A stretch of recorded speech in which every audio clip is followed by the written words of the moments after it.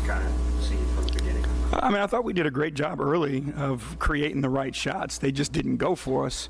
And then once the shot stopped going, we stopped doing the right things. Then it became, I have to make the play. I have to make the play. Where, we have to learn to just continue to trust each other and trust ourselves that we'll make the right play. If we make the right play, we'll get the results we want. If Darius able to come back in, any issue?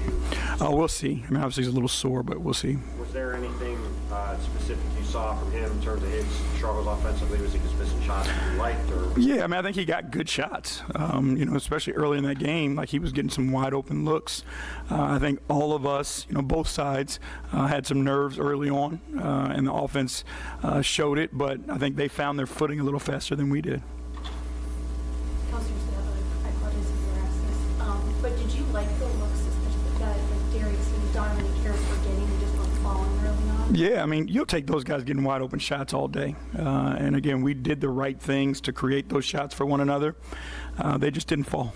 What did overall, as the game went on, what did you see offensively that kind of became just more of a struggle, especially with the turnover? Yeah, I mean, we played into their hands like we talked about, right? One of the things that they do is they just overcommit to the paint. And if you're going to go try to play in small spaces, they're pretty sound at creating turnovers, making you play in a crowd.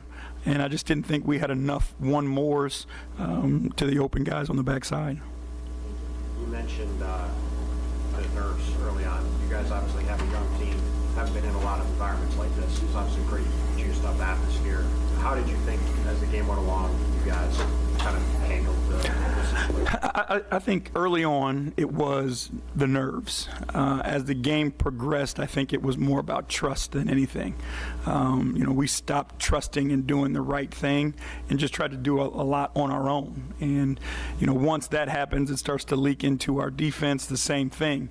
We're not in our spots. We're not doing the things that we need to do in order to get the stops, that we're capable of getting. And then when you got it down to 8 or 9 midway through the third, might even been a little lower than that. What allowed the Knicks to get it back up again at 17 by the end of the quarter? I mean, again, give them credit because I think they made the adjustment, during the game and kind of found their footing. They got comfortable. They started riding the momentum of the home crowd, making some shots. But again, I think, our offense bogged us down. And when our offense bogs us down, especially when we're turning it over, it's extremely difficult to get back in the broken floor. We're really good when we set our defense. But if we're missing shots, long rebounds, and we're turning it over, teams get an opportunity to break. Obviously, for everybody, it's harder to defend.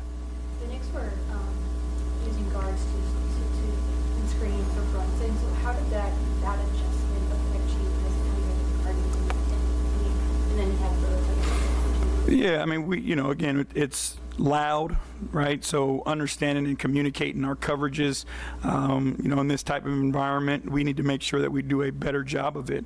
How we protect each other in those situations, how often, we're calling our coverages. So those are areas where we can be better.